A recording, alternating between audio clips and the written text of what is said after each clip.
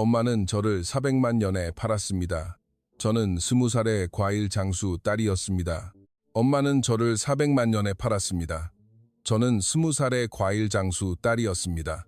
대학이나 고등학교도 제대로 마치지 못한 채 볼리비아 라파스의 시장에서 하루하루를 살아가고 있었습니다.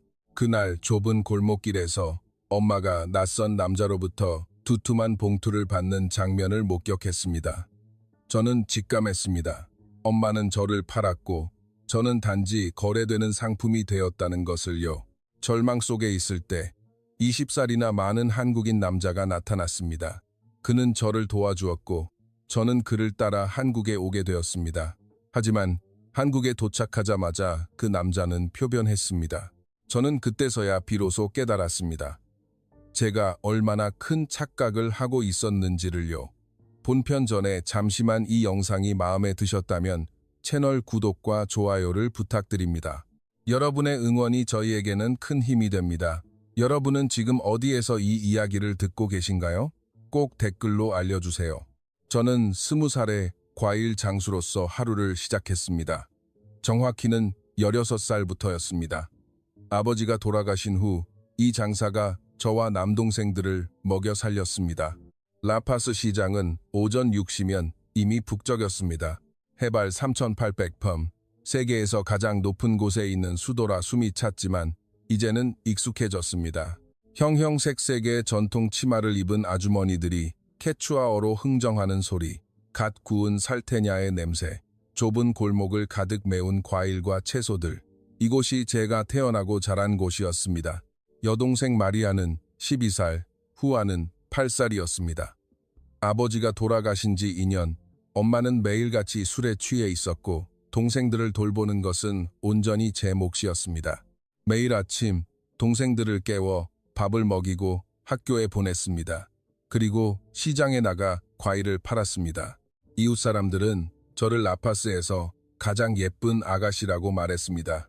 긴 검은 머리, 뚜렷한 이목구비, 다부진 몸매, 솔직히 거울을 보면 저도 알 수 있었습니다. 하지만 그게 무슨 소용이었을까요? 예쁘다고 해서 배가 부른 것은 아니었으니까요. 오히려 귀찮았습니다. 매일같이 남자들이 노점 앞을 어슬렁거렸습니다. 20대부터 40대까지, 심지어 50대 남자들도 있었습니다.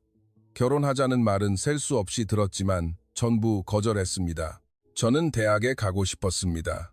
책 읽는 것을 좋아했고 영어도 독학으로 공부했습니다. 서점에서 산 영어 교재로 혼자 공부했습니다. 한국 드라마도 자막 없이 봤습니다. 그러면서 한국어도 조금씩 배우게 되었습니다. 동생들을 학교에 보낸 후 장사를 하면서 틈틈이 책을 읽었습니다. 언젠가 동생들과 함께 이 지긋지긋한 가난에서 벗어나고 싶었습니다. 그날도 평범한 아침이었습니다. 동생들을 학교에 보내고 노점을 열었습니다. 오렌지, 바나나, 파파야, 신선한 과일들을 예쁘게 쌓아 올렸습니다. 그때 낯선 동양인 남자가 다가왔습니다. 키가 크고 단정한 옷차림이었습니다. 남자는 어눌한 스페인어로 오렌지 가격을 물었습니다. 발음은 이상했지만 노력하는 것이 보였습니다. 저는 영어로 대답했습니다. 남자의 눈이 커졌습니다. 한국인이었습니다. 이름은 박민준이라고 했습니다. 볼리비아에서 리튬 광산 사업을 한다고 했습니다. 저는 한국어로 인사를 건넸습니다. 독학으로 배운 서툰 한국어였지만 민준 씨는 깜짝 놀란 표정을 지었습니다. 가난한 시장의 상인이 3개 국어를 하는 것이 신기했을 겁니다. 그날 민준 씨는 오렌지를 5개 샀습니다. 그리고 덤으로 바나나까지 사갔습니다. 값을 깎지도 않았습니다. 그냥 제가 부르는 값을 그대로 지불했습니다. 볼리비아에서 장사하는 외국인들은 대부분 값을 깎으려고 드는데 이 사람은 달랐습니다. 다음 날도 민준 씨는 찾아왔습니다. 과일을 사고 짧은 대화를 나눴습니다.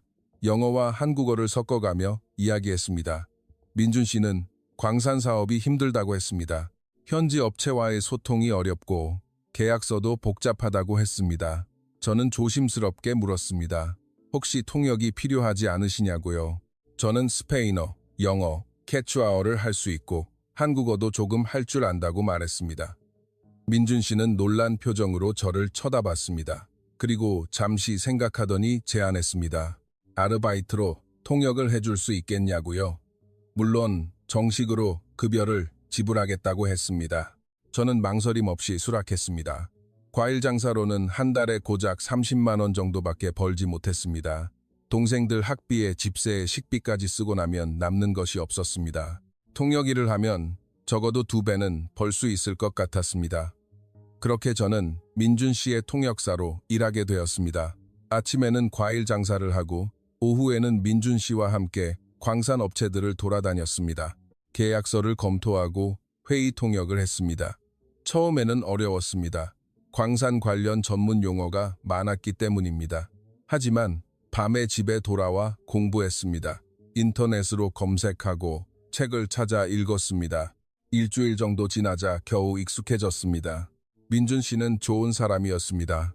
항상 정중했고 제 의견을 존중해 주었습니다. 계약서를 검토하다가 이상한 조항을 발견하면 제게 물어봐 주었고 제가 조심해야 한다고 말하면 곧바로 귀담아 들었습니다. 한 번은 현지 브로커가 가짜 서류를 가지고 와서 사기를 치려고 한 적이 있었는데 제가 알아채고 막았습니다. 민준 씨는 정말 고맙다며 보너스까지 챙겨주었습니다. 그렇게 한 달, 2달, 3달이 지났습니다. 민준 씨와 일하는 것이 즐거웠습니다. 물론 단순히 일 때문만은 아니었습니다. 민준 씨는 저를 한 사람의 인격체로 대해주었습니다. 동네 남자들처럼 제 외모만 보는 것이 아니라 제 생각을 물어보고 의견을 존중해 주었습니다. 나이 차이가 20살이나 났지만 그것은 문제가 되지 않았습니다. 아니, 애초에 민준 씨는 저를 여자로 보지 않았습니다. 그저 똑똑한 직원, 믿을 수 있는 동료로만 여겼습니다. 저도 마찬가지였습니다. 민준 씨는 좋은 고용주였고 저는 성실한 직원이었습니다. 그뿐이었습니다. 어느 날 민준 씨가 물었습니다. 왜 대학에 가지 않느냐고요. 영어도 잘하고 머리도 좋은데 아깝다고 했습니다. 저는 솔직하게 이야기했습니다. 돈이 없다고. 남동생 2명을 부양해야 한다고.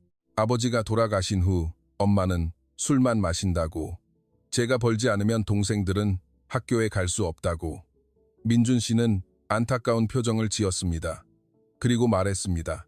언젠가 기회가 되면 꼭 공부하라고. 똑똑한 사람이 공부하지 못하는 것은 사회적 손실이라고. 그 말이 참 고마웠습니다. 3달째 되던 어느 날이었습니다.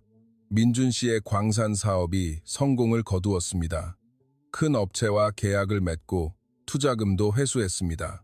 리튬 가격이 오르면서 민준 씨의 투자는 대박이 난 것이었습니다.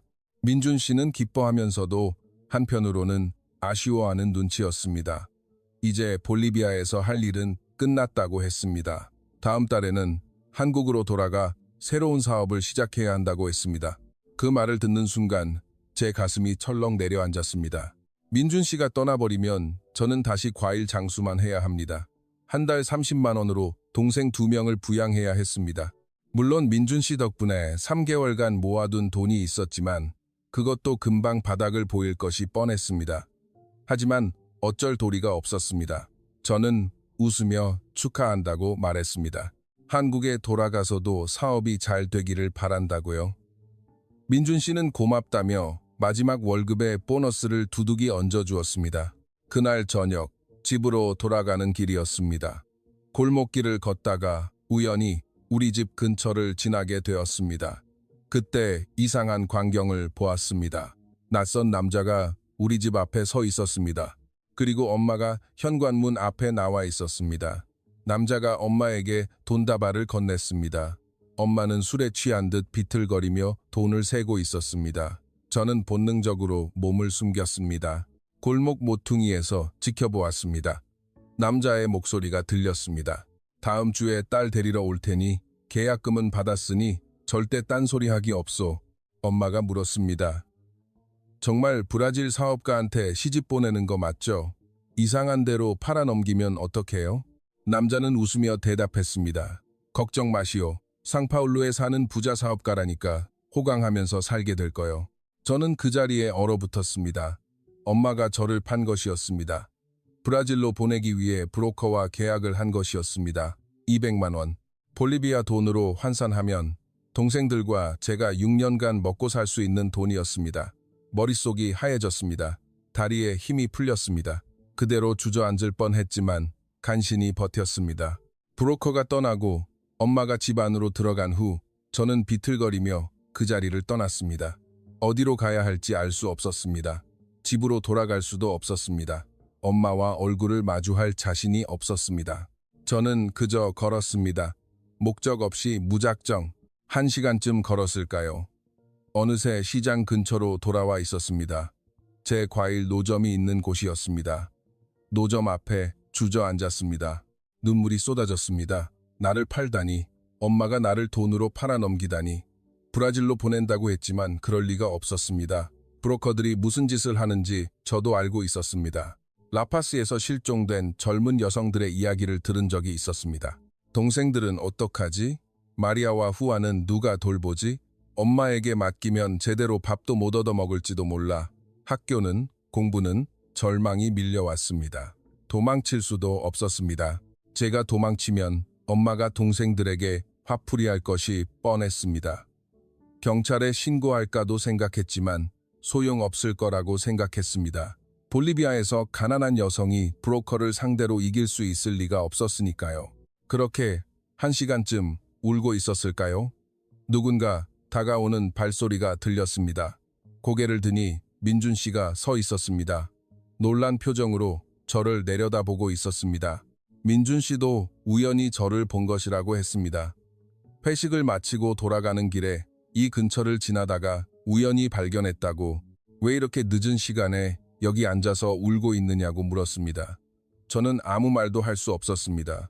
어디서부터 어떻게 설명해야 할지 몰랐습니다. 그저 고개를 저었습니다. 괜찮다고, 집에 가야 한다고 말하려고 했습니다. 하지만 민준 씨가 먼저 말했습니다. 아까 이사벨 씨 집 근처를 지나다가 봤어요. 브로커가 어머니께 돈을 건네는 것을요. 그리고 이사벨 씨를 브라질로 보낸다는 이야기도 들었어요.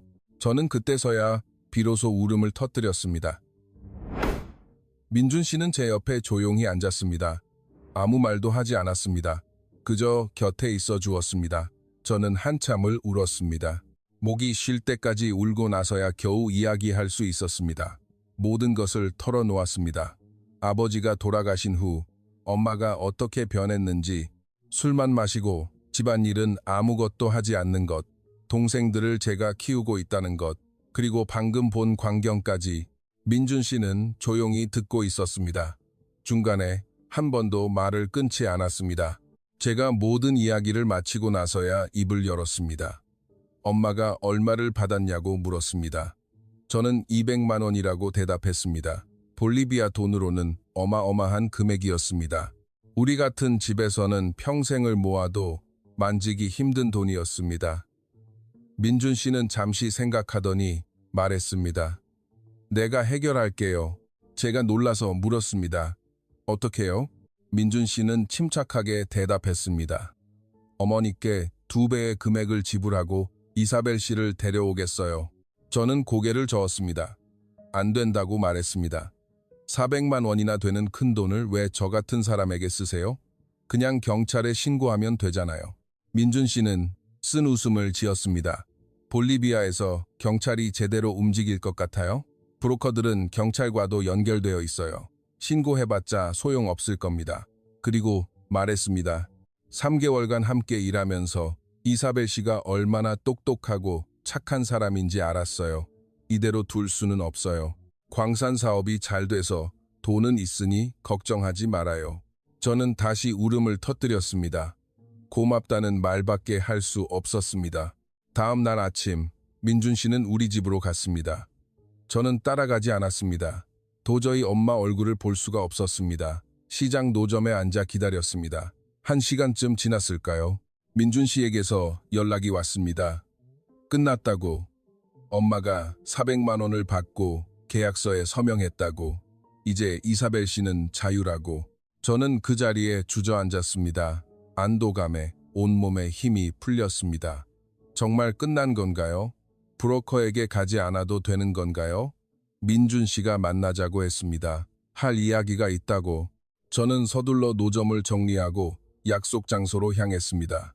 시장 근처의 작은 카페였습니다. 민준 씨는 이미 와 있었습니다. 제가 앉자 커피 한 잔을 내밀었습니다. 저는 떨리는 손으로 커피를 받았습니다. 민준 씨가 봉투를 꺼냈습니다. 두툼한 봉투였습니다. 100만 원이 들어있다고 했습니다. 저는 깜짝 놀랐습니다. 민준 씨는 차분하게 설명했습니다. 이것은 3개월간 일한 퇴직금이라고, 그리고 앞으로 몇 년간 이사벨 씨와 동생들이 생활할 수 있는 생활비라고 했습니다. 볼리비아에서는 한 달에 70만 원만 있어도 3명이 충분히 살 수 있으니 100만 원이면 1년 반은 버틸 수 있을 거라고. 저는 고개를 저었습니다. 너무 많아요. 이미 400만 원이나 써주셨는데 거기에 100만 원까지 어떻게 받아요? 민준 씨는 웃었습니다. 받아요. 이사벨 씨가 열심히 일해서 번 돈이에요. 그리고 말을 이었습니다. 저는 다음 주에 한국으로 돌아가요. 광산 사업은 끝났고 이제는 한국에서 새로운 사업을 시작해야 해요. 그러니 이사벨 씨는 이 돈으로 동생들 잘 키우고 여유가 되면 대학에도 가요.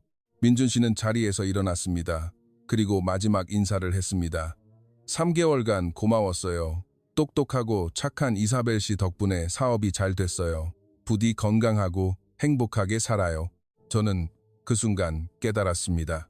민준 씨가 떠나버리면 다시는 만날 수 없을 것이라고, 저를 구해준 이 사람이 제 인생에서 사라져버리는 것이라고, 3개월간 함께 일하며 정들었던 그 따뜻한 미소를, 정중한 말투를, 배려심 깊은 행동을 다시는 볼 수 없는 것이라고 가슴이 찢어질 것 같았습니다. 민준 씨는 고영주였습니다. 나이도 20살이나 많았습니다. 그저 좋은 사람, 고마운 사람이었을 뿐입니다.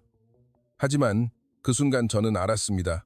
제가 민준 씨에게 의지하고 있었다는 것을, 민준 씨가 있으면 안전하다고 느끼고 있었다는 것을. 민준 씨가 카페를 나가려는 순간 저는 자리에서 벌떡 일어났습니다. 그리고 외쳤습니다. 저도 데려가 주세요. 한국으로 데려가 주세요. 민준 씨는 놀란 표정으로 돌아보았습니다. 저는 다급하게 말했습니다. 여기에 남으면 안 돼요. 엄마가 또 브로커를 부를 거예요. 이번에는 더 비싼 값에 팔려고 할 거예요. 그리고 동생들도 위험해요. 민준 씨는 곤란한 표정을 지었습니다. 천천히 다가와 제 어깨에 손을 얹었습니다. 그리고 조용히 말했습니다. 이사벨 씨가 한국에 가서 뭘 하려고요? 말도 다르고 문화도 다른 나라에서 어떻게 살아가려고요? 저는 대답했습니다. 뭐든지 할게요. 설거지도 하고 청소도 하고 일도 할게요. 한국어도 더 열심히 공부할게요. 짐이 되지 않도록 할게요. 민준 씨는 고개를 저었습니다. 그게 문제가 아니에요. 저는 40살이고 이사벨 씨는 20살이에요. 나이 차이가 20살이나 나요. 주위 사람들이 뭐라고 하겠어요? 저는 울면서 말했습니다. 상관없어요. 나이 차이 같은 건 신경 안 써요. 그냥 가고 싶어요. 브로커에게 가고 싶지 않아요. 동생들을 지키고 싶어요. 그리고 물었습니다. 민준 씨와 결혼하면 안 될까요? 형식적인 것이라도 괜찮아요. 서류상으로만 부부가 되면 돼요. 한국에 가면 제 힘으로 어떻게든 살아갈게요. 민준 씨는 한동안 말없이 저를 바라보았습니다. 그 눈빛은 복잡했습니다. 걱정, 망설임, 그리고 무언가 다른 감정. 저는 그것이 무엇인지 알 수 없었습니다. 민준 씨는 한숨을 쉬었습니다. 그리고 물었습니다. 정말 한국에 가고 싶어요? 힘들 텐데 괜찮겠어요? 저는 고개를 끄덕였습니다. 네, 가고 싶어요. 제발 데려가 주세요. 민준 씨는 또다시 한참을 고민했습니다. 그리고 마침내 입을 열었습니다. 알았어요. 데려가죠. 하지만 조건이 있어요. 부부지만 형식적인 부부예요. 나는 이사벨 씨를 여자로 보는 게 아니에요. 그저 착한 사람을 그냥 둘 수 없어서 도와주는 것뿐이에요. 그러니 이사벨 씨도 부담 느끼지 말아요. 저는 알았다고 대답했습니다. 감사합니다. 정말 감사합니다. 민준 씨는 다시 물었습니다. 동생들은 어떡할 거예요? 저는 대답했습니다. 동생들도 데려가고 싶어요. 엄마에게 맡길 수는 없어요. 제가 동생들을 키울 거예요. 민준 씨는 순간 놀란 표정을 지었습니다. 하지만 이내 고개를 끄덕였습니다. 그래요. 동생들도 데려가죠. 3명이나 4명이나 별 차이 없겠죠. 저는 그 자리에서 울음을 터뜨렸습니다. 고마웠습니다. 너무나도 고마웠습니다. 민준 씨는 저와 동생들을 구해준 것이었습니다. 브로커로부터, 엄마로부터, 가난한 삶으로부터 구해준 것이었습니다. 민준 씨는 다음 주에 출국이라고 했습니다. 그때까지 서류를 준비하라고. 결혼 서류, 비자 서류, 동생들 서류도 준비해야 한다고. 시간이 촉박하지만 어떻게든 해보자고 했습니다. 저는 집에 돌아가 동생들에게 말했습니다. 우리 한국에 갈 거야. 좋은 곳으로 이사 갈 거야. 마리아는 눈을 빛내며 물었습니다. 정말? 후아는 한국이 어디에 있냐고 물었습니다. 저는 웃으며 대답했습니다. 정말이야. 한국은 먼 나라지만 아주 좋은 곳이야. 그곳에 가면 맛있는 것도 많이 먹고 좋은 학교에도 다닐 수 있어. 동생들은 기뻐하며 소리를 질렀습니다. 엄마는 술에 취해 쓰러져 있었습니다. 저는 엄마를 쳐다보지도 않았습니다. 곧 이 집을 떠날 것이다. 다시는 돌아오지 않을 것이다. 일주일이 순식간에 지나갔습니다. 서류를 준비하고 짐을 쌌습니다. 민준 씨가 모든 것을 도와주었습니다. 혼인신고도 하고 비자도 받았습니다. 동생들의 여권도 만들었습니다. 모든 것이 너무나도 빨리 진행되었습니다. 마지막 밤, 저는 우리가 살던 좁은 방을 둘러보았습니다. 20년간 살았던 곳이었습니다. 행복한 기억도 있었고 슬픈 기억도 있었습니다. 아버지와 함께 보냈던 시간, 아버지가 돌아가신 후에 힘든 나날들. 하지만 이제 떠나야 할 때였습니다. 다음 날 아침, 우리는 공항으로 향했습니다. 민준 씨가 차로 데려다 주었습니다. 상관없었습니다. 어차피 인사도 하고 싶지 않았으니까요. 공항에서 민준 씨가 표를 건네주었습니다. 이사벨, 마리아, 후안. 세 사람의 이름이 적힌 표였습니다. 그리고 민준 씨의 표도 있었습니다.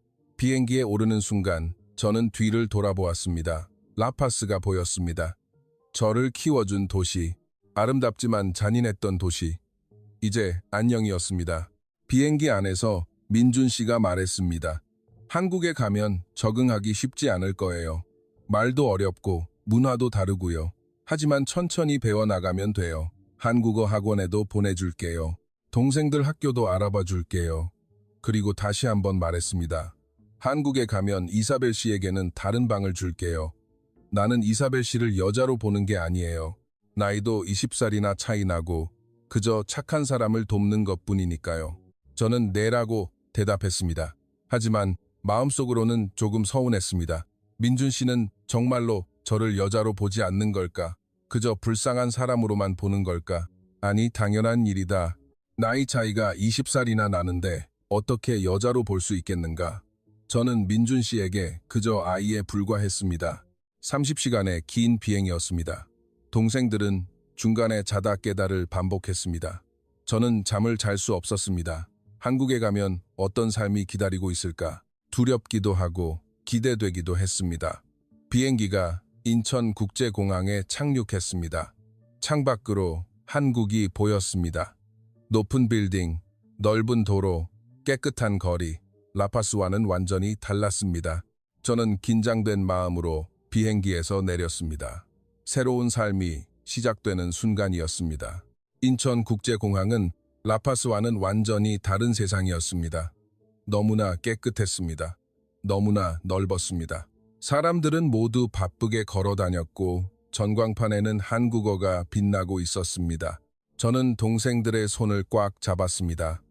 마리아와 후아는 신기한 듯 주위를 둘러보았습니다. 민준 씨가 짐을 챙겨주었습니다. 우리는 입국 심사를 받았습니다. 민준 씨의 아내와 그 동생들로 서류가 되어 있었습니다. 심사관이 저를 쳐다보았습니다. 그리고 민준 씨를 보았습니다. 나이 차이가 많이 나는 것을 보고 조금 이상한 표정을 지었지만 서류에는 문제가 없었습니다. 공항을 나왔습니다. 민준 씨가 택시를 불렀습니다. 큰 택시였습니다. 짐을 모두 실을 수 있었습니다. 우리는 택시에 올라탔습니다. 차 안에서 본 한국은 놀라웠습니다. 높은 아파트가 즐비했고 도로는 넓고 깨끗했습니다. 차들이 질서정연하게 달렸습니다. 라파스의 좁고 울퉁불퉁한 길과는 비교가 되지 않았습니다. 마리아가 창밖을 보며 감탄사를 연발했습니다. 후아는 제게 물었습니다. 여기가 우리가 살 곳이야? 저는 고개를 끄덕였습니다. 응, 이제부터 여기가 우리 집이야. 1시간쯤 달렸을까요? 택시가 큰 아파트 단지 앞에 멈춰 섰습니다. 민준 씨가 내리라고 했습니다. 우리는 짐을 들고 내렸습니다. 아파트는 정말 높았습니다. 20층은 넘어 보였습니다. 엘리베이터를 타고 15층으로 올라갔습니다. 민준 씨가 비밀번호를 누르고 문을 열었습니다. 저는 그 순간 숨이 뱉는 줄 알았습니다. 집이 너무나 넓었기 때문입니다. 거실만 해도 라파스에서 우리가 살던 집 전체보다 넓었습니다. 큰 소파, 텔레비전, 깨끗한 부엌. 창밖으로는 서울의 도시 풍경이 한눈에 들어왔습니다. 민준 씨가 말했습니다. 여기가 이사벨 씨 방이에요. 문을 열어주었습니다. 방은 넓고 깨끗했습니다.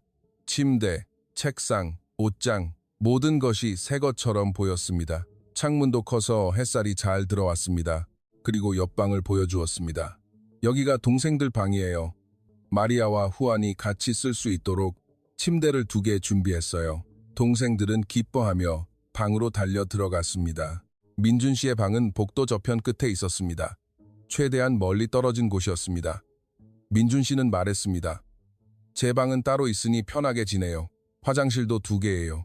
이사벨 씨와 동생들이 쓰는 화장실과 제가 쓰는 화장실은 따로예요. 저는 감사하다고 말했습니다. 민준 씨는 웃으며 대답했습니다. 천천히 적응해요. 피곤하면 쉬고 배고프면 냉장고에 먹을 거 있으니 먹고요. 그날 밤 저는 새로운 방에 누워 있었습니다.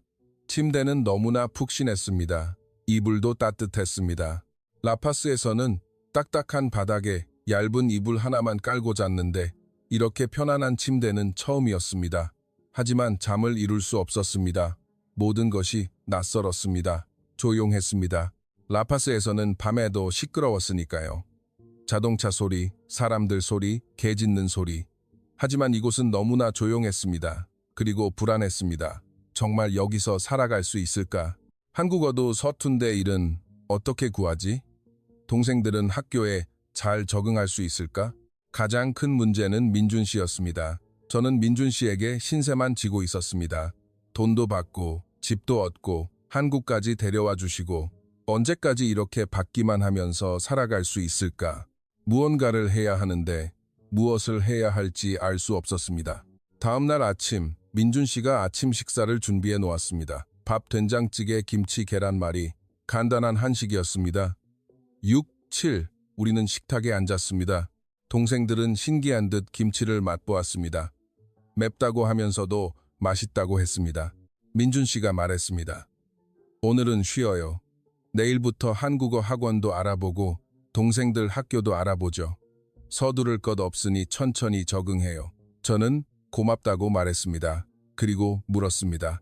민준 씨는 출근 안 하세요? 민준 씨는 대답했습니다. 당분간은 재택근무예요. 새로운 사업 준비 때문에 집에서 일할 거예요. 그날 오후 저는 동네를 돌아다녔습니다. 동생들과 함께 마트에도 가보고 공원에도 가보았습니다. 모든 것이 신기했습니다. 마트는 엄청나게 넓고 물건도 많았습니다. 공원은 깨끗하고 넓었습니다. 하지만 사람들과 대화할 수가 없었습니다. 제 한국어는 너무나 부족했습니다. 간단한 인사와 기본적인 단어밖에 몰라서 제대로 된 대화를 할 수 없었습니다. 마트 직원이 무언가 물어왔지만 저는 그저 웃으며 고개를 끄덕일 뿐이었습니다. 그날 밤 민준 씨가 물었습니다. 어땠어요? 저는 솔직하게 말했습니다. 신기하지만 무서워요. 한국말을 못하니까 답답해요. 민준 씨는 걱정하지 말라고 했습니다. 다음 주부터 한국어 학원에 다니면 금방 늘 거라고. 이사벨 씨는 똑똑하니까 금방 익숙해질 거라고. 일주일이 지났습니다. 한국어 학원에 등록했습니다. 민준 씨가 집에서 가까운 좋은 학원을 찾아주었습니다. 저는 매일 오전에 학원에 갔습니다. 다른 외국인 학생들도 많았습니다. 베트남, 필리핀, 중국 모두 한국어를 배우러 온 사람들이었습니다. 동생들도 학교에 다니기 시작했습니다. 다문화 학생이 많은 학교였습니다. 마리아와 후아는 처음에는 힘들어했지만 점차 적응해갔습니다. 한국인 친구도 사귀었습니다. 저는 매일 열심히 공부했습니다. 한국어가 늘면서 조금씩 자신감이 붙었습니다. 마트에서 간단한 대화도 할 수 있게 되었고 버스도 혼자 탈 수 있게 되었습니다. 3개월이 지났습니다. 어느 날 저녁, 저는 저녁 식사를 준비했습니다. 민준 씨가 항상 요리를 해주는 것이 미안했기 때문입니다. 볼리비아 음식을 만들기로 했습니다. 아버지가 좋아하시던 요리였습니다. 민준 씨가 일을 마치고 들어왔습니다. 아니, 서재에서 나왔습니다. 재택근무 중이었으니까요. 저녁 식사 냄새를 맡고 놀란 표정을 지었습니다. 저는 웃으며 말했습니다. 제가 만들었어요. 맛있을지 모르겠지만 한번 드셔보세요. 민준 씨는 고맙다며 자리에 앉았습니다. 식사 중에 민준 씨가 말했습니다. 맛있네요. 처음 먹어보는 맛인데 정말 맛있어요. 저는 기뻤습니다. 그리고 물었습니다. 한국 생활은 어떠세요? 저는 대답했습니다. 처음에는 힘들었지만 이제는 괜찮아요. 한국어도 많이 늘었고 동생들도 잘 적응하고 있어요. 민준 씨는 다행이라며 웃었습니다. 그날 밤 저는 생각했습니다. 민준 씨는 정말 좋은 사람이었습니다. 우리에게 집을 주고 학교에도 보내주고 음식도 사다 줍니다. 아무것도 요구하지 않았습니다. 정말 그저 도와주고 있는 것이었습니다. 하지만 저는 점점 이상한 감정을 느끼기 시작했습니다. 민준 씨가 웃으면 제 가슴이 두근거렸습니다. 민준 씨가 칭찬해주면 기뻤습니다. 민준 씨의 귀가가 늦어지면 걱정이 되었습니다. 이건 뭘까? 감사한 마음일까? 아니면 다른 감정일까? 저는 혼란스러웠습니다. 나이 차이가 20살이나 나는데 이런 감정을 품는 것이 옳은 일일까? 민준 씨는 저를 여자로 보지도 않는데 6개월이 지났습니다. 저는 이제 한국어로 일상 대화가 가능했습니다. 동생들도 한국어가 많이 늘었습니다. 마리아는 반에서 성적도 좋았고 후아는 친구들과 잘 어울렸습니다. 어느 날 저는 아르바이트를 구하기로 했습니다. 민준 씨에게 계속 신세만 질 수는 없었으니까요. 스페인어 과외 아르바이트를 구했습니다. 한국에서 스페인어를 배우고 싶어 하는 사람들이 많았습니다. 민준 씨에게 말했습니다. 아르바이트를 시작하려고 한다고. 민준 씨는 굳이 그래야겠냐고 물었습니다. 저는 고개를 끄덕였습니다. 그래야 한다고. 민준 씨에게 계속 받기만 할 수는 없다고. 민준 씨는 한숨을 쉬었습니다. 그리고 말했습니다. 알았어요. 하지만 무리는 하지 말아요. 공부도 해야 하고 동생들도 돌봐야 하니까 조심해요. 저는 고맙다고 말했습니다. 그날 밤 민준 씨가 서재에서 일하고 있었습니다. 저는 커피를 한 잔 타서 가져다 주었습니다. 민준 씨는 고맙다며 받았습니다. 잠시 서서 민준 씨를 바라보았습니다. 피곤한 표정이었습니다. 새로운 사업 준비로 매일 늦게까지 일하고 있었으니까요. 저는 물었습니다. 힘드세요? 민준 씨는 웃으며 대답했습니다. 괜찮아요. 이 정도는 아무것도 아니에요. 저는 조심스럽게 말했습니다. 제가 도울 일이 있으면 말씀하세요. 통역이든 뭐든 할게요. 민준 씨는 고맙다고 말했습니다. 하지만 이사벨 씨는 공부에만 집중하라고, 나중에 대학에도 가야 하지 않겠냐고 물었습니다. 그 말에 가슴이 따뜻해졌습니다. 민준 씨는 정말로 제 생각을 해주고 있었습니다. 제 미래를 걱정해주고 있었습니다. 이런 사람을 어떻게 좋아하지 않을 수 있을까? 아, 그렇다. 나는 이제 알았다. 내가 민준 씨를 좋아한다는 것을, 감사한 마음을 넘어 사랑하고 있다는 것을. 하지만 말할 수 없었습니다. 민준 씨는 저를 여자로 보지 않았으니까요. 그저 도와줘야 할 어린 사람으로만 보고 있었으니까요. 저는 그저 곁에 있기로 했습니다. 말없이 조용히 민준 씨 곁에 있기로 했습니다. 그것이 제가 할 수 있는 전부였습니다. 1년이 지났습니다. 저는 이제 한국어가 유창했습니다. 스페인어 과외도 꾸준히 해서 돈도 조금씩 모았습니다. 동생들은 완전히 한국 생활에 적응했습니다. 마리아는 반에서 1등도 했고 후아는 축구부에도 들어갔습니다. 민준 씨의 새로운 사업도 잘 되어가고 있었습니다. 볼리비아 리튬 사업으로 번 돈으로 한국에서 배터리 관련 사업을 시작했는데 반응이 좋았습니다. 매일 바쁘게 일했지만 우리와의 저녁 식사는 꼭 함께 먹으려고 노력했습니다. 어느 날 저녁, 네 명이 함께 식사를 하고 있었습니다. 후안이 갑자기 물었습니다. 형, 왜 누나랑 같은 방에서 앉아? 순간 분위기가 어색해졌습니다. 민준 씨는 당황한 표정을 지었습니다. 저도 얼굴이 빨개졌습니다. 마리아가 후안을 꼬집으며 조용히 하라고 말했습니다. 민준 씨는 웃으며 대답했습니다. 형이 코를 골아서 그래. 누나가 잠을 못 잘까봐 따로 자는 거야. 후안은 고개를 끄덕이며 납득했습니다. 하지만 저는 알 수 있었습니다. 민준 씨가 거짓말을 했다는 것을. 코를 고는 것도 아니고 그저 저를 여자로 보지 않기 때문에 따로 자는 것이라는 것을.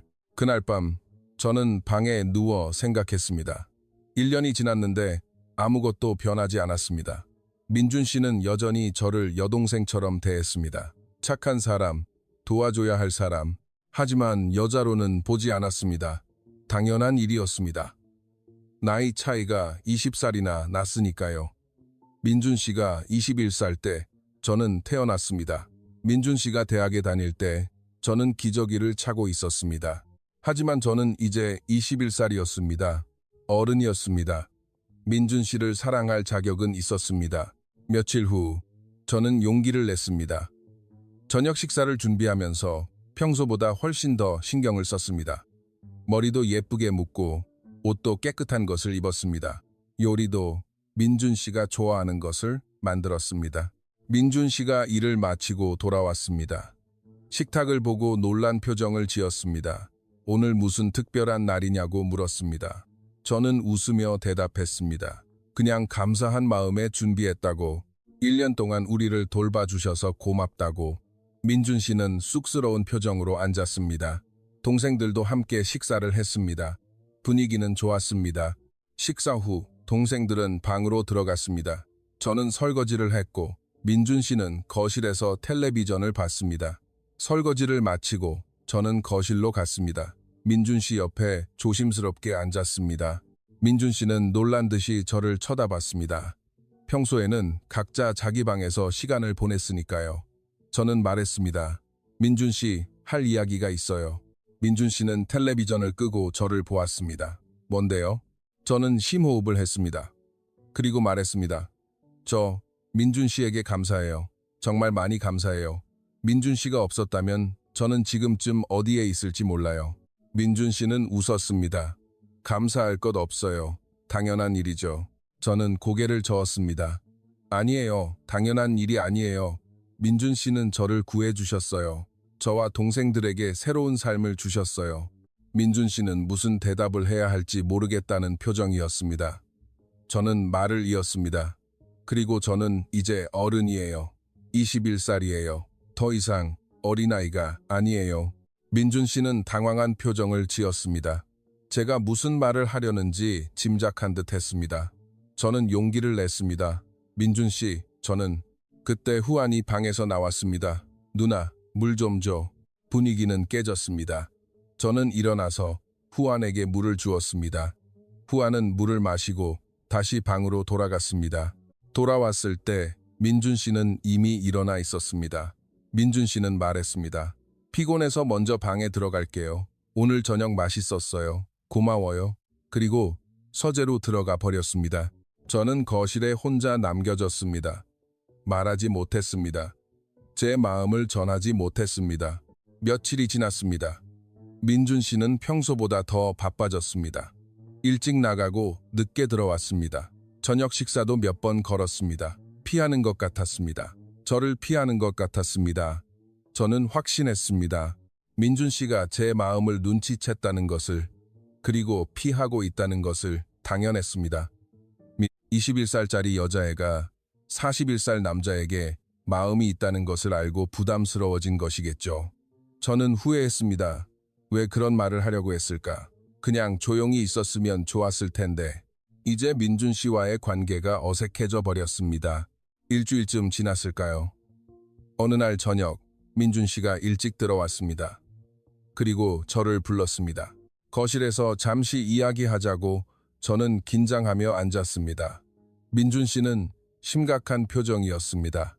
잠시 침묵이 흐른 뒤 입을 열었습니다. 이사벨 씨, 저번에 하려던 말이 뭐였어요?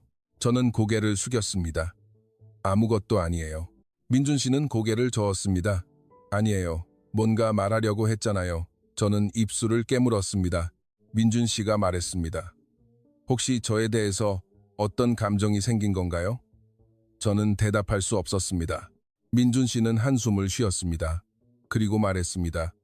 이사벨 씨, 저는 당신보다 20살이나 많아요. 당신이 태어났을 때 저는 이미 대학생이었어요. 나이 차이가 너무 커요. 저는 알고 있어요. 라고 말하려 했지만 목소리가 나오지 않았습니다. 민준 씨는 말을 이었습니다. 그리고 저는 당신을 여자로 본 적이 없어요. 착하고 똑똑한 사람으로 봤고 도와주고 싶은 사람이라고 생각했어요. 하지만 그뿐이에요. 가슴이 찢어지는 것 같았습니다. 민준 씨는 미안한 표정으로 저를 보았습니다. 미안해요. 제가 오해하게 만들었나 보네요. 너무 잘해줬나요? 그랬다면 정말 미안해요. 저는 고개를 저었습니다. 아니에요. 민준 씨는 잘못 없어요. 제가 혼자 착각한 거예요. 민준 씨는 조심스럽게 물었습니다. 그럼 앞으로 어떻게 할 건가요? 저는 눈물을 참으며 대답했습니다. 아무것도 변하지 않아요. 지금까지처럼 지낼 거예요. 걱정하지 마세요. 민준 씨는 안심한 듯 했습니다. 다행이네요. 저도 이사벨 씨나 동생들이 어색하게 지내는 건 원하지 않았으니까요. 저는 억지로 웃었습니다. 네, 전혀 어색하지 않아요. 그날 밤 저는 방에서 울었습니다. 베개에 얼굴을 묻고 소리 없이 울었습니다. 민준 씨는 저를 여자로 보지 않았습니다. 앞으로도 그럴 것입니다. 하지만 저는 어쩔 수 없었습니다. 이미 사랑해버렸으니까요.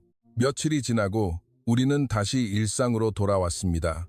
아침에 인사를 하고 저녁에 함께 식사를 하고 각자의 방에서 시간을 보냈습니다. 하지만 무언가 변했습니다. 민준 씨는 더 조심스러워졌습니다. 저와 대화할 때 거리를 두었습니다. 오해하게 만들지 않으려는 듯 했습니다. 저도 조심했습니다. 마음을 드러내지 않으려고 노력했습니다. 웃으며 대답하고 편하게 행동했습니다. 하지만 마음속으로는 괴로웠습니다. 그렇게 또 몇 달이 지났습니다. 저는 대학 입학을 준비했습니다. 민준 씨가 권했습니다.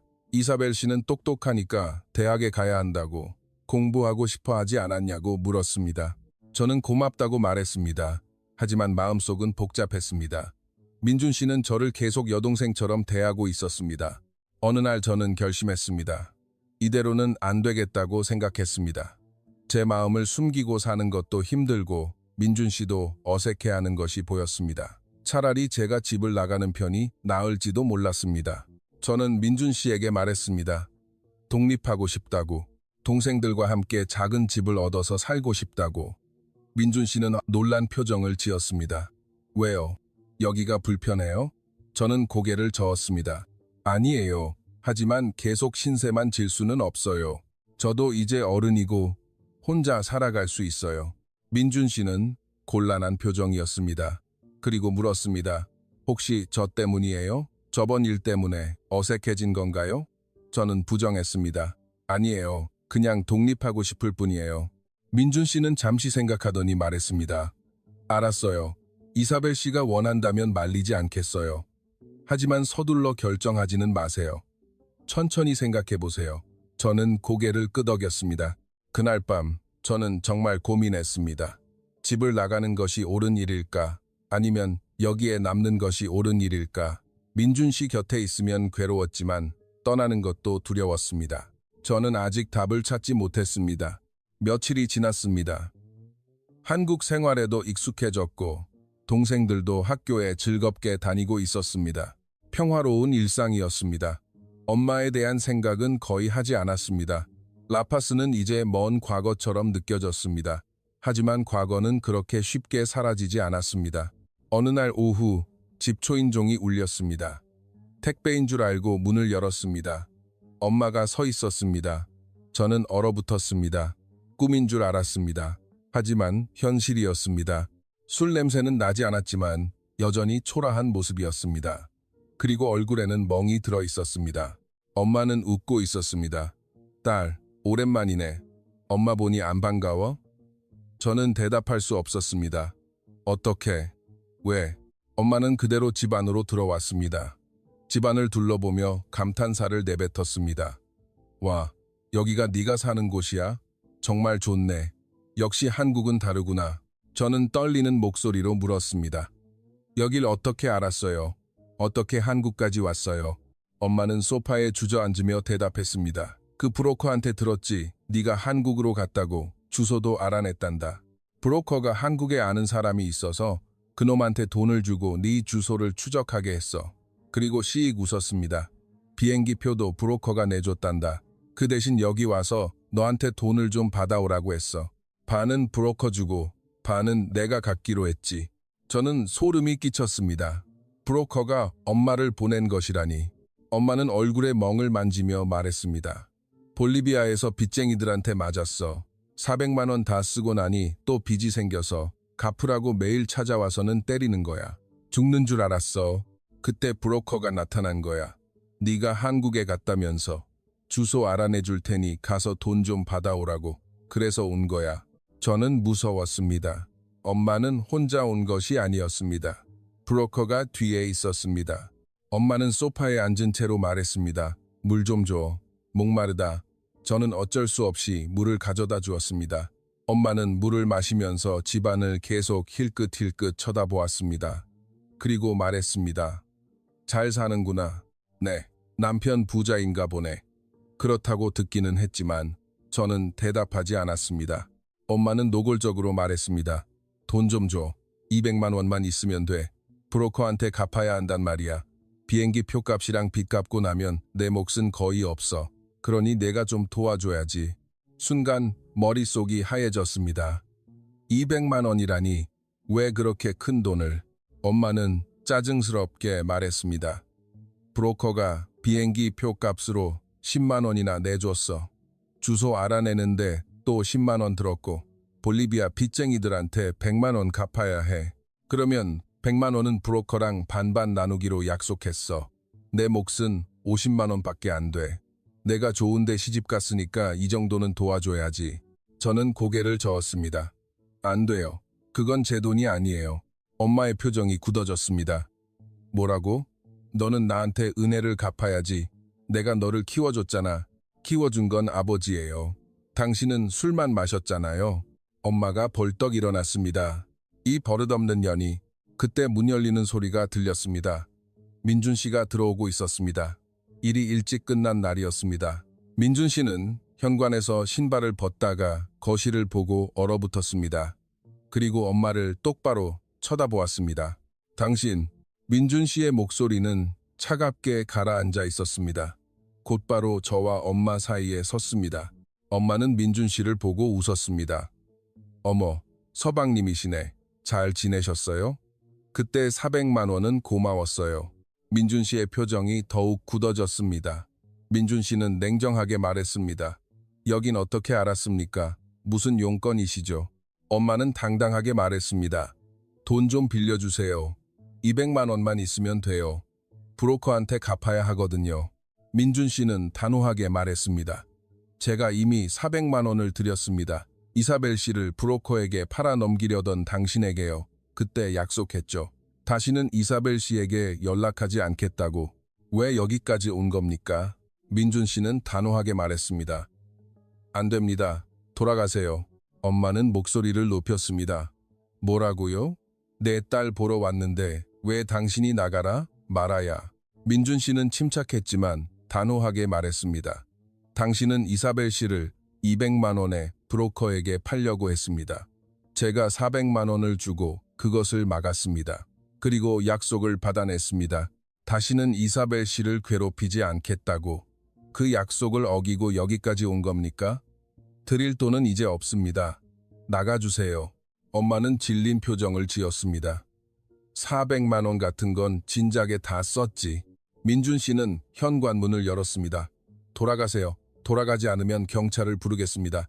엄마는 화가 나서 소리쳤습니다. 뭐 하는 거야? 내 딸인데. 민준 씨는 휴대폰을 꺼내 들었습니다. 경찰에 신고하겠습니다. 원하신다면. 엄마는 결국 나갔습니다. 문 앞에서 저를 보고 말했습니다. 너 후회하게 될 거야. 문이 닫혔습니다. 저는 그 자리에 주저앉았습니다. 온몸이 떨렸습니다. 민준 씨가 다가와 제 어깨에 손을 얹었습니다. 괜찮아요? 저는 고개를 끄덕였습니다. 하지만 눈물이 났습니다. 민준 씨는 저를 소파에 앉혔습니다. 물을 가져다 주었습니다. 저는 떨리는 손으로 물을 마셨습니다. 민준 씨가 말했습니다. 걱정하지 말아요. 또 오면 경찰에 신고할 겁니다. 이사벨 씨를 괴롭히게 두지 않겠어요. 저는 고맙다고 말했습니다. 그날 저녁 동생들이 학교에서 돌아왔습니다. 엄마 이야기는 하지 않았습니다. 동생들이 무서워할 것 같았으니까요. 하지만 마리아는 눈치채고 있었습니다. 누나, 무슨 일 있었어? 저는 아무 일도 아니라고 말했습니다. 마리아는 의심스러운 표정이었지만 더 이상 묻지 않았습니다. 그날 밤 저는 잠을 이룰 수 없었습니다. 엄마가 또 올까봐 무서웠습니다. 동생들에게 무슨 해코지를 할까봐 걱정이 되었습니다. 한국까지 쫓아왔다는 것이 믿기지 않았습니다. 다음 날 아침 민준 씨가 말했습니다. 아파트 관리사무소에는 이야기해뒀어요. 그 사람이 들어오면 막으라고요. 저는 고맙다고 말했습니다. 며칠간 불안했지만 엄마는 다시 나타나지 않았습니다. 돈을 못 받았으니 브로커에게 혼쭐이 났을 겁니다. 아마 볼리비아로 돌아갔을 거라고 생각했습니다. 하지만 그것이 끝이 아니었습니다. 브로커가 직접 움직이기 시작한 것이었습니다. 하지만 그 사건 이후 무언가 변했습니다. 민준 씨가 저를 대하는 태도가 변했습니다. 더 걱정해주기 시작했습니다. 더 자주 물어왔습니다. 괜찮냐고, 무섭지 않냐고. 어느 날 저녁 민준 씨가 말했습니다. 이사벨 씨, 독립하겠다는 생각은 그만둬요. 저는 놀라서 물었습니다. 왜요? 민준 씨는 진지하게 말했습니다. 지금은 안전하지 않아요. 그 사람이 또 올지도 모르잖아요. 여기에 있는 것이 안전해요. 하지만 계속 신세만 질 수는. 민준 씨가 말을 끊었습니다. 신세가 아니에요. 이사벨 씨와 동생들은 제 가족이에요. 가족이 함께 사는 건 당연한 일이에요. 가족이라는 말에 가슴이 뜨거워졌습니다. 저는 고맙다고 말했습니다. 민준 씨는 웃으며 고개를 끄덕였습니다. 그날 밤 저는 생각했습니다. 민준 씨가 저를 가족이라고 말해주었습니다. 하지만 가족으로서의 사랑일 뿐 남자와 여자로서의 사랑은 아니었습니다. 그래도 괜찮았습니다. 민준 씨 곁에 있을 수만 있다면 2주가 지났습니다. 그리고 제가 가장 두려워하던 일이 일어났습니다. 어느 날 저는 아르바이트를 마치고 집으로 돌아가는 길이었습니다. 지하철을 타고 집 근처 역에서 내렸습니다. 길을 걷고 있는데 누군가 저를 불렀습니다. 이사벨. 돌아보니 낯선 남자였습니다. 아니, 낯설지 않았습니다. 라파스에서 엄마에게 돈을 건네던 그 브로커였습니다. 저를 200만 원에 사려던 바로 그 남자였습니다. 순간 온몸이 얼어붙었습니다. 브로커가 다가왔습니다. 오랜만이네. 잘 지냈어? 저는 뒷걸음질 쳤습니다. 어떻게 여기에? 브로커는 웃었습니다. 네, 엄마가 한국에 갔다 왔잖아. 주소 알려준 게 나야. 확인하러 직접 왔지. 무서웠습니다. 도망치려고 했습니다. 브로커가 제 팔을 잡았습니다. 어이, 너 때문에 돈을 손해봤잖아. 200만 원이나. 내 엄마를 보냈더니 빈손으로 돌아오고 이제 내가 직접 처리할 수밖에 없겠네. 손해배상을 받아야겠어. 저는 소리쳤습니다. 놔요. 경찰 부를 거예요. 주위 사람들이 이쪽을 쳐다보았습니다. 브로커는 욕을 하며 제 팔을 놓았습니다. 그리고 협박했습니다. 조심해. 내 동생들 학교가 어딘지 알아. 다음번엔 동생들한테 갈 테니까. 그리고 사라졌습니다. 저는 그 자리에 서서 떨고 있었습니다. 다리에 힘이 들어가지 않았습니다. 간신히 집까지 걸어 돌아왔습니다. 집에 도착했을 때 민준 씨가 있었습니다. 제 얼굴을 보고 놀랐습니다. 무슨 일 있어요? 저는 모든 것을 이야기했습니다. 브로커를 만난 것, 협박당한 것, 동생들이 위험하다는 것. 민준 씨의 얼굴이 굳어졌습니다. 그리고 바로 행동했습니다. 경찰에 신고했습니다. 동생들, 학교에도 연락했습니다. 조심하라고. 모르는 사람을 따라가지 말라고. 그날 밤 민준 씨가 제 방문을 노크했습니다. 잠깐 나와봐요. 저는 밖으로 나갔습니다. 민준 씨는 심각한 표정이었습니다. 그리고 말했습니다. 이사벨 씨, 제 제안을 들어주세요. 저는 고개를 끄덕였습니다. 민준 씨가 말했습니다. 진짜 결혼을 합시다. 법적으로 완벽하게.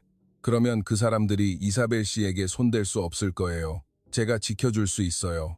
저는 놀라서 물었습니다. 진짜 결혼이요? 하지만 민준 씨가 말을 끊었습니다. 알고 있어요. 내가 이사벨 씨를 사랑하는 건 아니라는 거. 하지만 지키고 싶어요. 이사벨 씨와 동생들을 지키고 싶어요. 그러려면 법적으로 완벽한 가족이 되어야 해요. 저는 혼란스러웠습니다. 민준 씨는 덧붙였습니다. 물론 부담 가질 필요는 없어요. 여전히 각방을 쓰고 각자의 생활을 하면 돼요. 그냥 서류상으로만 완벽한 부부가 되는 거예요.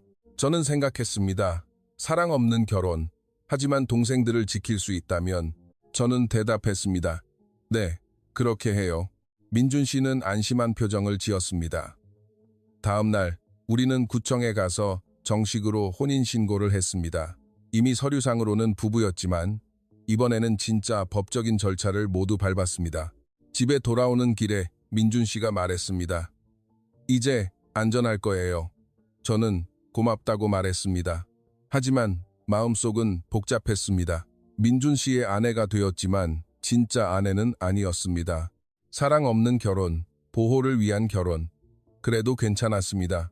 민준 씨 곁에 있을 수만 있다면 저는 스스로에게 다짐했습니다. 언젠가 민준 씨의 마음을 얻겠다고, 진짜 사랑을 받겠다고, 그때까지는 기다리자고. 진짜 결혼 후 일상은 크게 변하지 않았습니다. 여전히 각자의 방을 쓰고 각자의 생활을 했습니다. 하지만 작은 변화가 있었습니다. 민준 씨가 예전보다 더 자주 집에 있게 되었습니다. 저녁 식사도 거의 매일 함께 먹었습니다. 동생들은 민준 씨를 형이라고 부르다가 이제는 아빠라고 부르기 시작했습니다. 처음에 후안이 실수로 아빠라고 불렀는데 민준 씨는 싫은 내색을 하지 않았습니다. 오히려 기뻐하는 듯 했습니다. 어느 날 저녁, 넷이 함께 저녁을 먹고 있었습니다. 마리아가 말했습니다. 오빠, 나 오늘 학교에서 상 받았어. 민준 씨는 눈을 빛내며 물었습니다. 정말? 무슨 상? 마리아는 자랑스럽게 대답했습니다. 전교 1등. 민준 씨는 박수를 쳤습니다. 대단하네. 먹고 싶은 거 없어? 마리아는 웃으며 말했습니다. 아빠가 해주는 불고기가 먹고 싶어. 민준 씨는 웃으며 약속했습니다. 이번 주말에 해줄게. 저는 그 모습을 보며 미소 지었습니다. 민준 씨는 정말 좋은 아버지였습니다. 동생들을 진심으로 사랑해 주었습니다. 주말이 되었습니다. 민준 씨는 약속대로 불고기를 만들었습니다. 동생들은 신나서 도왔습니다. 저도 함께 요리했습니다. 부엌에서 4명이 함께 요리하는 모습은 정말 가족 같았습니다. 불고기가 완성되었습니다. 식탁에 앉아 함께 먹었습니다. 맛있었습니다. 동생들은 행복한 표정으로 먹었습니다. 후안이 말했습니다. 아빠, 우리 진짜 가족 맞지? 민준 씨는 따뜻하게 웃으며 대답했습니다. 당연하지. 우리는 진짜 가족이야. 후안은 만족스럽게 고개를 끄덕였습니다. 그 순간 저는 깨달았습니다. 민준 씨는 동생들을 진짜 자식처럼 생각하고 있다는 것을, 더 이상 형식적인 관계가 아니라는 것을. 하지만 나는 어떨까? 민준 씨는 나를 어떻게 생각하고 있을까? 식사 후 동생들은 방으로 들어갔습니다. 저는 설거지를 했습니다. 민준 씨가 옆에서 도와주었습니다. 설거지를 하면서 민준 씨가 말했습니다. 동생들, 정말 잘 컸네요. 마리아는 공부도 잘하고, 후아는 밝고, 건강하고, 저는 웃으며 대답했습니다. 민준 씨 덕분이에요. 민준 씨는 고개를 저었습니다. 이사벨 씨가 잘 키워서 그래요. 저는 그냥 옆에서 도왔을 뿐이에요. 저는 말했습니다. 아니에요. 민준 씨가 없었다면 우리는 여기까지 오지 못했을 거예요. 민준 씨는 잠시 말이 없었습니다. 그리고 조용히 말했습니다. 이사벨 씨, 행복해요? 저는 놀라서 민준 씨를 보았습니다. 민준 씨는 진지한 표정이었습니다. 여기서 사는 거 행복해요? 후회하지 않아요? 저는 대답했습니다. 행복해요. 단 한 번도 후회한 적 없어요. 민준 씨는 안심한 표정을 지었습니다. 다행이네요. 그리고 덧붙였습니다. 저도 이사벨 씨와 동생들이 있어서 행복해요. 혼자 살 때는 외로웠는데 이제는 집에 돌아오는 게 기다려져요. 제 가슴이 두근거렸습니다. 민준 씨는 말을 이었습니다. 가족이 있다는 게 이렇게 좋은 건지 처음 알았어요. 이사벨 씨가 와줘서 정말 고마워요. 저는 말했습니다. 저도 감사해요. 민준 씨가 우리를 받아줘서. 우리는 잠시 서로를 마주 보았습니다. 그 순간 무언가 변한 것 같았습니다. 민준 씨의 눈빛이 예전과는 달랐습니다. 더 따뜻하고 더 깊었습니다. 하지만 이내 민준 씨는 시선을 피했습니다. 설거지 다 끝났네요. 저는 잠시 일 좀 하고 올게요. 그리고 서재로 들어가 버렸습니다. 저는 부엌에 혼자 남겨졌습니다. 가슴이 두근거리고 있었습니다. 방금 그 눈빛은 뭐였을까? 며칠이 지났습니다. 민준 씨가 조금씩 변해갔습니다. 저를 보는 눈빛이, 말투가, 행동이 미묘하게 변화하고 있었습니다. 어느 날 저는 감기에 걸렸습니다. 몸이 안 좋아서 학교도 못 가고 집에 누워 있었습니다. 민준 씨는 회의를 취소하고 집에 있어 주었습니다. 약을 사다 주고 죽을 끓여 주었습니다. 이마에 열이 있는지 확인하려고 손을 대주었는데 그 손길이 너무나 따뜻했습니다. 저는 말했습니다.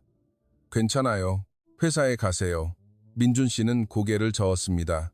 회사 일은 나중에 해도 돼요. 이사벨 씨가 더 중요해요. 그 말에 눈물이 날 뻔했습니다. 민준 씨는 하루 종일 제 곁에 있어 주었습니다. 물을 가져다 주고 약 먹을 시간을 챙겨주고 이불을 덮어주었습니다. 저녁이 되었을 때 열이 내렸습니다.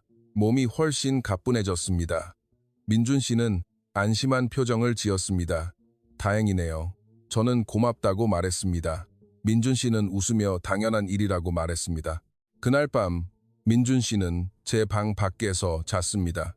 혹시 밤에 무슨 일이 생길지 모른다며 소파에서 잤습니다. 아침에 일어나 밖으로 나가니 민준 씨가 소파에서 자고 있었습니다. 불편한 자세였습니다. 목이 아플 것 같았습니다. 저는 이불을 가져다 덮어주었습니다. 그리고 생각했습니다. 민준 씨가 변하고 있다고, 나를 다른 눈으로 보기 시작했다고. 하지만 확신할 수 없었습니다.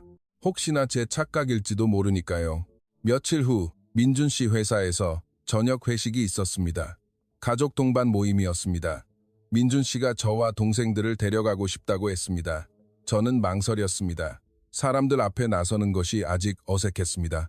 하지만 민준 씨가 부탁해서 갔습니다. 장소는 고급 레스토랑이었습니다. 민준 씨의 직원들과 그 가족들이 모여 있었습니다.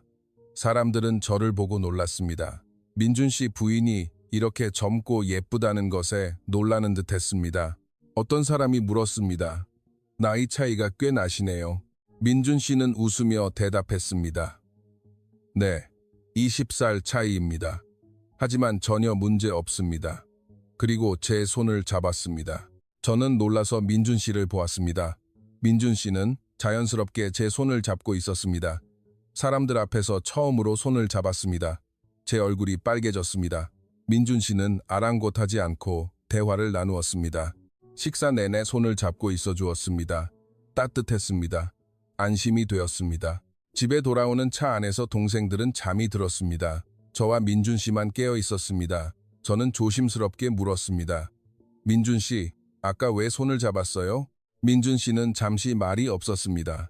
그리고 대답했습니다. 사람들 앞에서 부부처럼 보이려고요. 아, 그랬구나. 저는 조금 실망했습니다. 하지만 민준 씨가 덧붙였습니다. 그리고 잡고 싶었어요. 제 심장이 쿵 하고 내려앉았습니다. 잡고 싶었다니. 민준 씨는 대답하지 않았습니다. 그저 운전에만 집중했습니다. 집에 도착했습니다. 동생들을 방에 재웠습니다. 저와 민준 씨는 거실에 남았습니다. 저는 용기를 내어 물었습니다. 민준 씨, 정말 손을 잡고 싶었어요? 민준 씨는 잠시 망설이다가 고개를 끄덕였습니다. 저는 물었습니다. 왜요? 민준 씨는 대답했습니다. 모르겠어요. 그냥 요즘 자꾸 이사벨 씨 생각이 나요. 제 가슴이 두근거렸습니다. 민준 씨는 말을 이었습니다. 예전에는 여동생처럼 봤어요. 도와줘야 할 사람으로 봤어요. 하지만 요즘은 다르게 보여요. 다르게요? 민준 씨는 망설이며 말했습니다. 여자로서 보여요. 저는 숨이 멎는 줄 알았습니다. 민준 씨는 고백했습니다. 이사벨 씨가 웃을 때, 요리할 때, 동생들을 돌볼 때 자꾸 눈길이 가요. 자꾸 보게 돼요. 이게 뭔지 모르겠어요. 저는 떨리는 목소리로 말했습니다. 그건 사랑 아닐까요? 민준 씨는 저를 보았습니다. 그리고 말했습니다. 그런지도 모르겠네요. 나도 이사벨 씨를 사랑하게 된 건지도. 눈물이 났습니다. 기다렸던 말이었습니다. 1년 넘게 기다렸던 말이었습니다. 민준 씨는 당황하며 물었습니다. 왜 울어요? 내가 뭐 잘못 말했어요? 저는 고개를 저었습니다. 아니요, 너무 기뻐서. 민준 씨는 놀란 표정을 지었습니다. 기쁘다고요? 저는 웃으며 고백했습니다. 저도 민준 씨를 사랑해요. 아주 오래전부터 사랑했어요. 민준 씨는 믿을 수 없다는 표정이었습니다. 그리고 물었습니다. 정말 나 같은 늙은이를. 저는 웃으며 대답했습니다. 나이는 상관없어요. 민준 씨는 제가 만난 사람 중에 가장 멋진 사람이에요. 민준 씨는 천천히 다가왔습니다. 그리고 제 손을 잡았습니다. 이번에는 남들에게 보여주기 위함이 아니었습니다. 정말 잡고 싶어서 잡아주는 것이었습니다. 민준 씨가 말했습니다. 이사벨 씨, 이제 정말 시작해도 될까요? 진짜 부부로서. 저는 고개를 끄덕였습니다. 네, 기꺼이. 민준 씨는 저를 안았습니다. 따뜻했습니다. 행복했습니다. 1년 넘게 기다려온 순간이었습니다. 그 이후 모든 것이 변했습니다. 민준 씨는 더 이상 따로 자지 않았습니다. 제 방으로 옮겨왔습니다. 물론 천천히, 조심스럽게였습니다.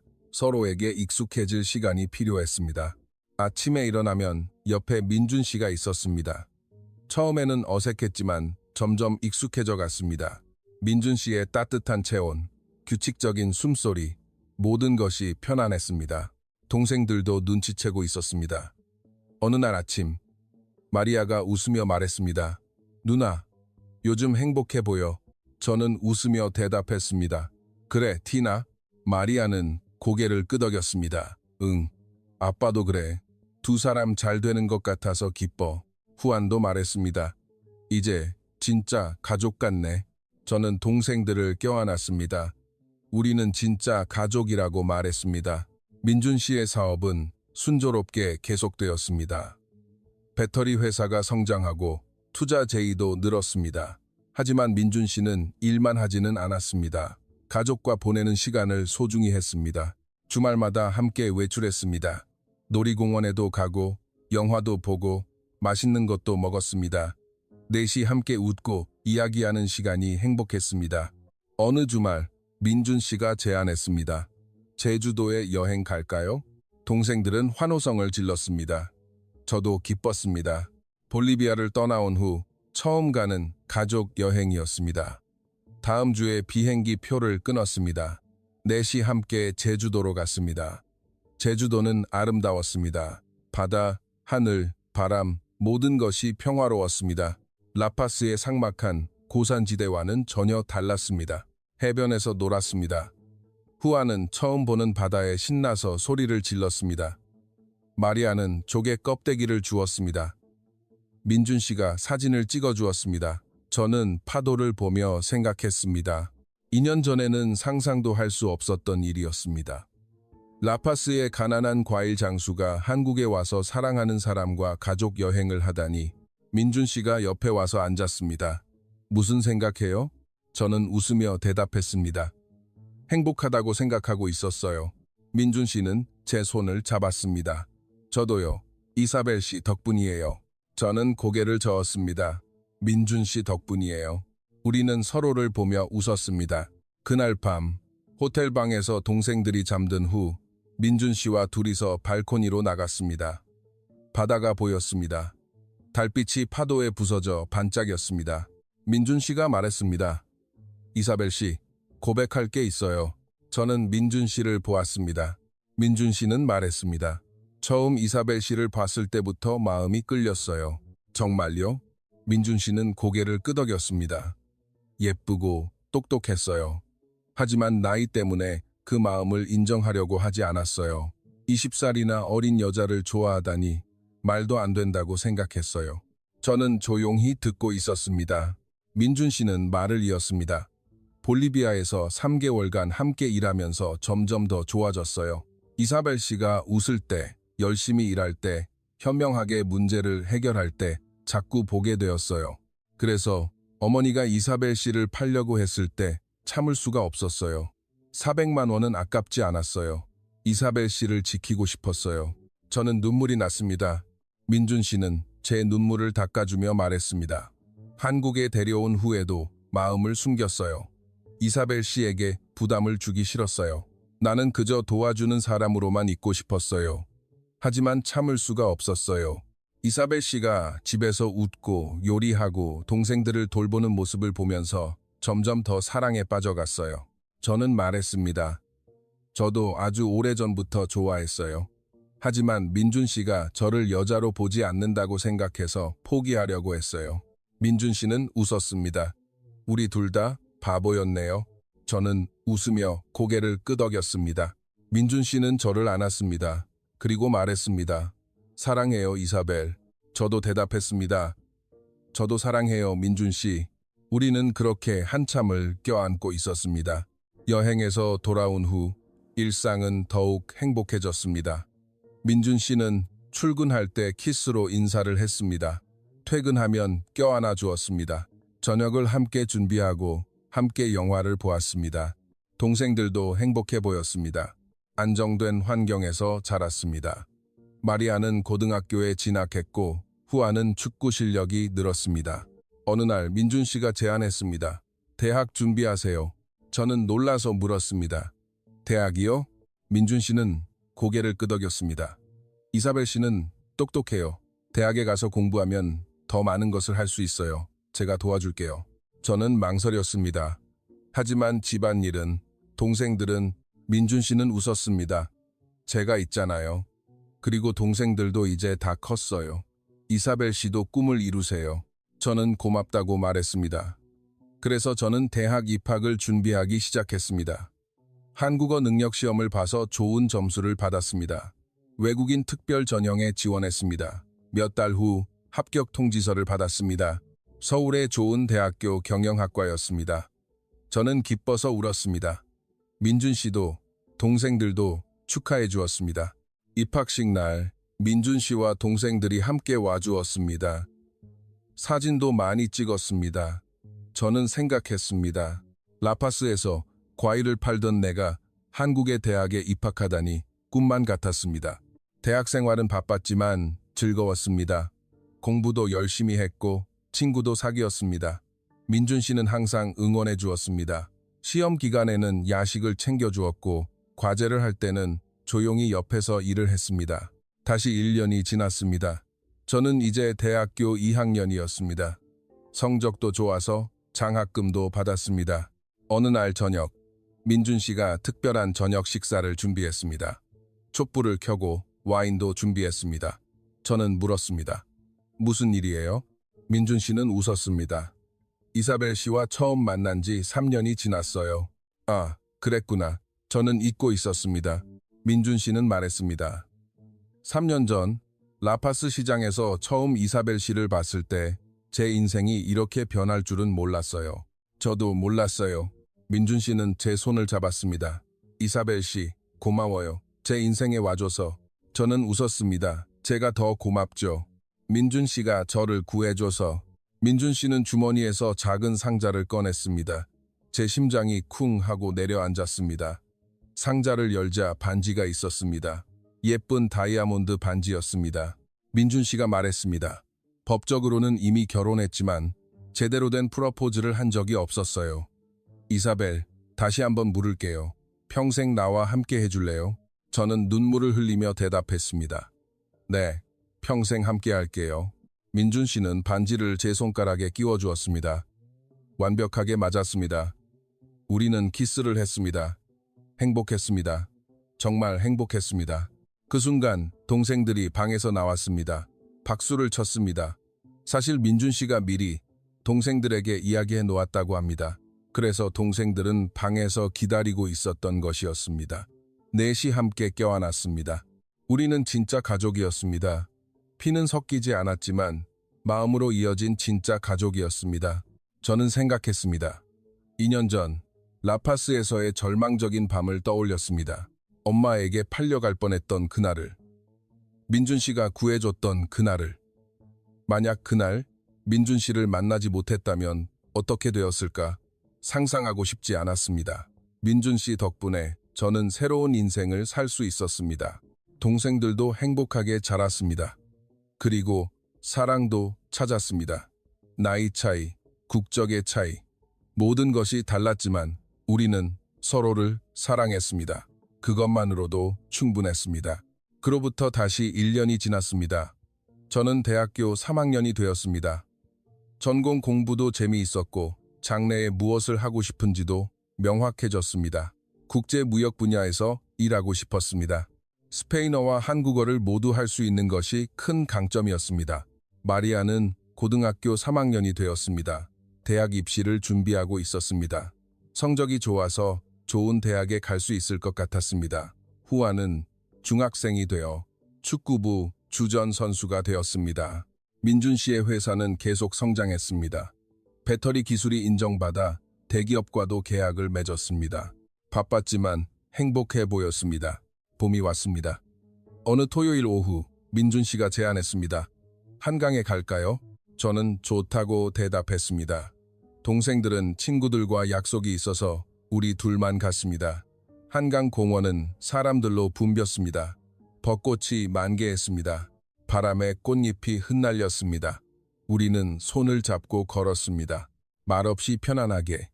한참을 걷다가 벤치에 앉았습니다. 강물이 흐르는 것을 바라보았습니다. 민준 씨가 말했습니다.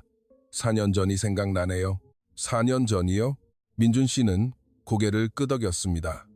라파스에서 이사벨 씨를 처음 본 날이요. 시장에서 과일을 팔던 모습, 지금도 선명하게 기억해요. 저도 기억해요. 처음으로 동양인을 본 날이었어요. 민준 씨는 웃었습니다. 제가 이상한 스페인어로 말을 걸었죠. 창피했네요. 저는 손을 잡으며 말했습니다. 멋있었어요. 열심히 스페인어를 하려는 모습이. 민준 씨는 저를 보았습니다. 그때부터 이미 이사벨 씨에게 끌리고 있었어요. 예쁘고 똑똑하고, 하지만 표현할 수 없었어요. 왜요? 나이 차이 때문에요. 그리고 내가 이사벨 씨를 지켜줄 수 있을지 확신이 없었어요. 저는 민준 씨의 손을 꽉 잡았습니다. 민준 씨는 저를 지켜줬어요. 지금도 지켜주고 있고요. 민준 씨는 미소를 지었습니다. 그리고 말했습니다. 이사벨 씨 하고 싶은 말이 있어요. 저는 민준 씨를 보았습니다. 민준 씨는 진지하게 말했습니다. 결혼식을 하고 싶어요. 제대로 된 결혼식을. 저는 놀랐습니다. 결혼식이요? 하지만 우리는 이미. 민준 씨는 고개를 저었습니다. 법적으로는 부부지만 제대로 된 결혼식을 한 적이 없잖아요.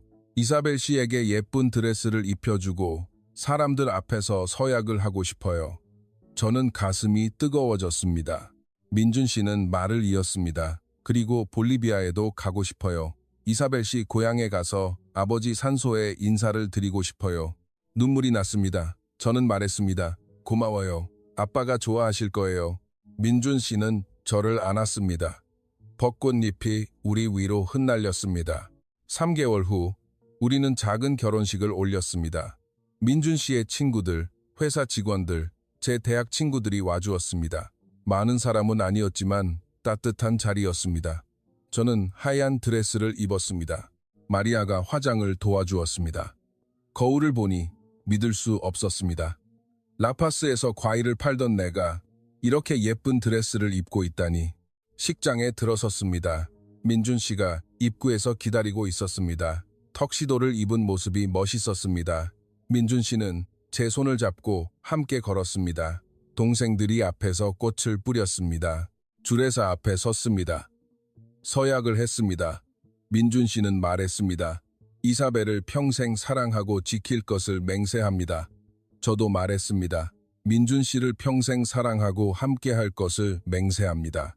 반지를 교환했습니다. 키스를 했습니다. 사람들이 박수쳤습니다. 행복했습니다. 정말 행복했습니다. 피로연에서 민준 씨가 연설을 했습니다. 오늘 제 아내가 되어준 이사벨에게 감사합니다. 4년 전 볼리비아에서 처음 만났을 때 제 인생이 이렇게 변할 줄은 상상도 못했습니다. 이사벨은 저에게 가족을 만들어 주었고 사랑을 가르쳐 주었습니다. 제가 얼마나 행복한 사람인지 매일 느끼게 해줍니다. 나이 차이는 20살이나 나지만 그것은 중요하지 않습니다. 이사벨을 사랑하는 제 마음이 진심이라는 것, 그것만이 중요합니다. 사람들이 박수쳤습니다. 저는 울면서 웃었습니다. 결혼식 후 우리는 신혼여행을 갔습니다. 동생들은 민준 씨 친구 집에 맡겼습니다. 목적지는 볼리비아였습니다. 4년 만에 돌아가는 라파스였습니다. 비행기에서 내렸을 때 기분이 묘했습니다. 익숙한 듯 낯선 공항을 나오자 라파스의 공기가 느껴졌습니다. 차가운 고산지대의 공기, 숨이 찼습니다. 오래 떠나 있었더니 적응이 필요했습니다. 시장에 갔습니다. 제가 과일을 팔던 곳이었습니다. 노점은 이제 다른 사람이 하고 있었습니다. 젊은 여성이었습니다. 저처럼 가난해 보였습니다. 저는 그 여성에게서 과일을 샀습니다. 많이 샀습니다. 여성은 고맙다며 웃었습니다. 민준 씨가 물었습니다. 기분이 어때요? 묘한 기분이에요. 4년 전에는 제가 저기에 서 있었는데 민준 씨는 제 손을 잡았습니다. 이제는 다른 인생이에요. 저는 고개를 끄덕였습니다. 네, 이제는 다른 인생이에요. 다음 날 아버지의 산소에 갔습니다. 라파스 교회의 작은 공동묘지였습니다. 아버지는 그곳에 계셨습니다. 저는 무릎을 꿇고 인사했습니다. 아빠, 딸 왔어요. 잘 지내셨어요? 민준 씨도 함께 무릎을 꿇었습니다.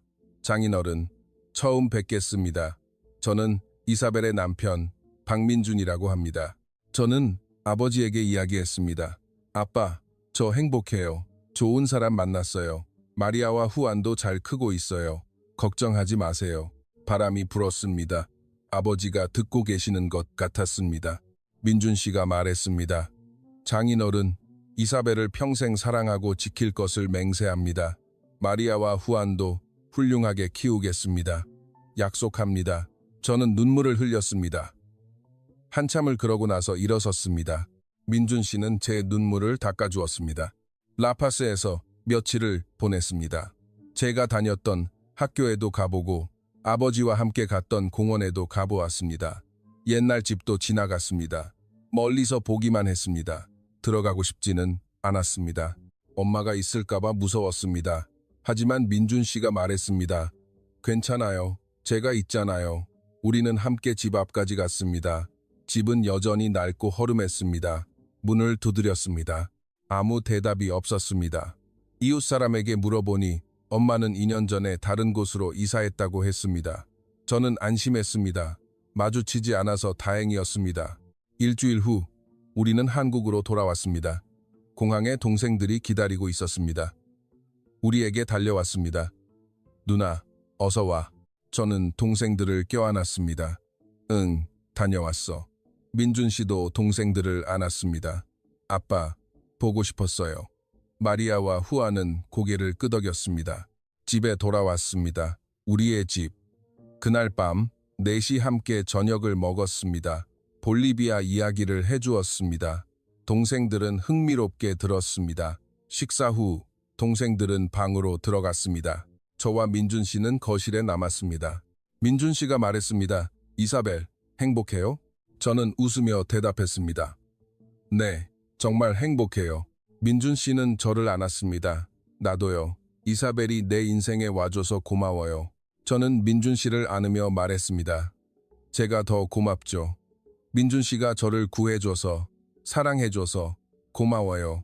우리는 오랫동안 그렇게 껴안고 있었습니다. 창밖으로 서울의 야경이 보였습니다. 반짝이는 불빛들.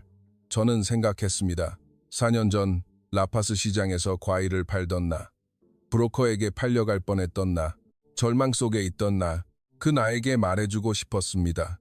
곧 좋은 일이 생길 거라고, 좋은 사람을 만날 수 있을 거라고, 행복해질 수 있을 거라고. 나이 차이는 중요하지 않았습니다. 국적도 중요하지 않았습니다. 사랑이 있었습니다. 진심이 있었습니다. 서로를 위하는 마음이 있었습니다. 그것만으로도 충분했습니다. 민준 씨가 말했습니다. 사랑해요, 이사벨. 저도 대답했습니다. 저도 사랑해요, 민준 씨. 우리의 이야기는 앞으로도 계속될 것입니다. 앞으로도 오랫동안 함께 웃고, 함께 울고, 함께 늙어갈 것입니다. 그리고 언제까지나 서로를 사랑할 것입니다. 그것이 우리의 약속이었습니다. 평생의 약속이었습니다. 제가 들려드릴 이야기는 여기까지입니다. 이야기를 들어주시고 함께 해주셔서 감사합니다. 오늘의 이야기가 여러분의 마음에 와닿았다면 채널 구독과 좋아요를 부탁드립니다. 여러분의 클릭 한 번이 영상을 제작하는데 큰 힘이 됩니다. 저희는 실제 경험담을 모집하고 있습니다. 채택되신 분께는 소정의 상품권도 보내드리고 있으니 많은 참여 바랍니다. 지금까지 눈물처럼 아름답고 빛처럼 찬란한 우리의 이야기 누리였습니다. 좋은 영상으로 다시 찾아뵙겠습니다. 감사합니다.